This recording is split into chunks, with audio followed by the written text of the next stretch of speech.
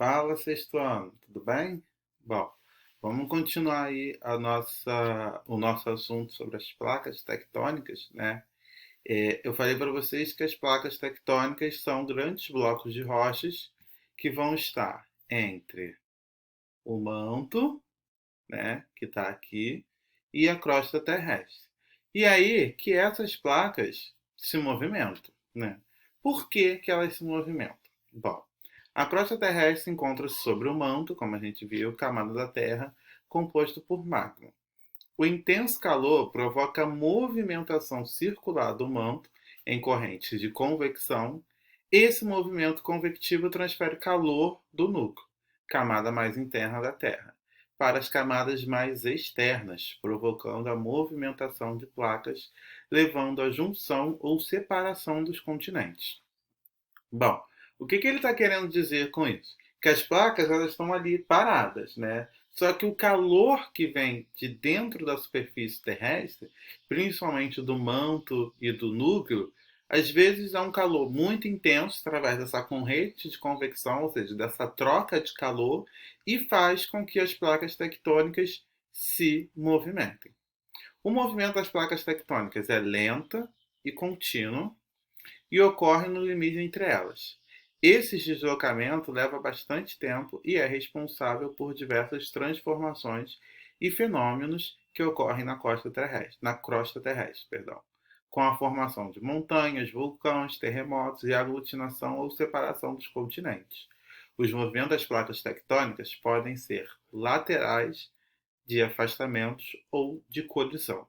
Então, como a gente viu semana passada, né, comecei a falar para vocês, o movimento das placas tectônicas podem gerar montanhas, vulcões, terremotos, aglutinações ou separação dos continentes. Então, quando as placas tectônicas se movimentam, uma série de coisas podem acontecer.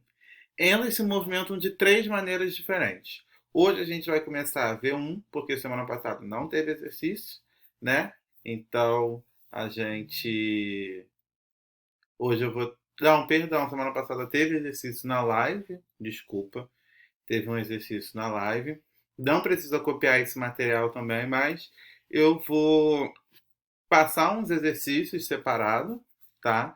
Esse texto não precisa copiar, vai ter os exercícios para responder em relação a esse texto.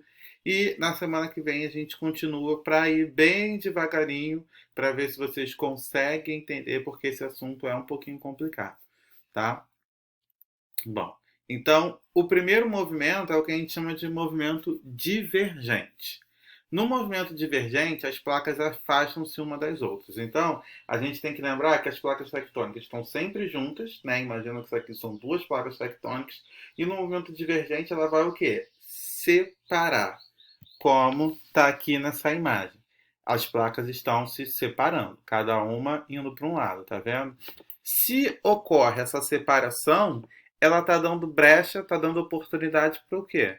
Para o magma e para a superfície terrestre.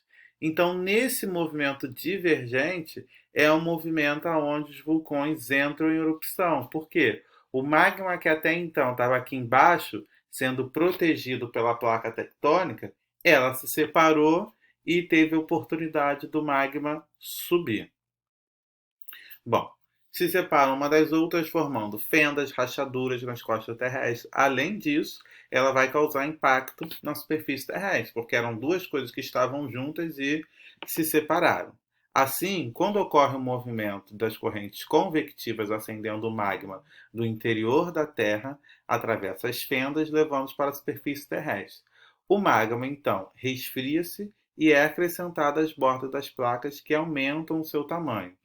A separação das placas oceânicas dá origem a dorsais mesoceânicas, cadeias montanhosas submersas no oceano. Sim, existem placas tectônicas que estão debaixo do oceano. Então, quando o magma vem para a superfície, essa reação química muito quente com muito frio faz formar aí cadeias de montanhas debaixo dos oceanos que a gente não consegue ver. Já a separação das placas continentais pode originar terremotos e formar vulcões. Foi o que a gente viu, né? Essas fendas estavam juntas elas se separam uma das outras, né? Essas placas se separam uma das outras, e aí o que está em cima da placa tectônica?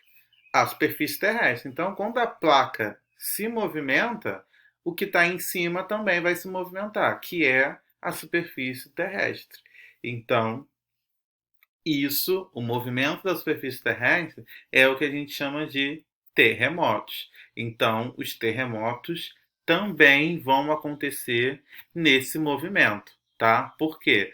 Placa tectônica está aqui, superfície aqui, a placa começou a se separar, mexeu a superfície terrestre. Tanto que os locais onde ocorrem erupções vulcânicas, no geral, sempre acontecem terremotos antes. Por quê? As placas estavam juntas, se separaram, movimentou a superfície e logo em seguida o magma subiu e causou erupção vulcânica em locais onde tem vulcões, né? Que não é o caso do Brasil.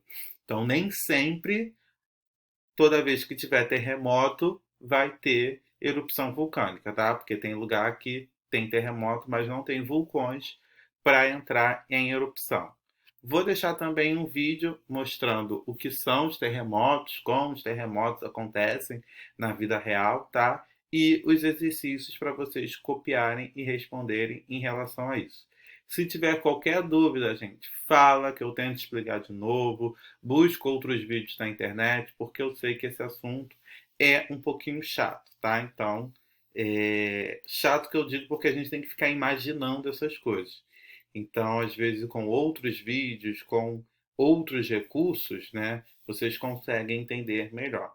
Mas eu preciso que vocês falem para mim antes de eu fazer qualquer coisa, tudo bem? Bom, então é isso. Bons estudos e até mais.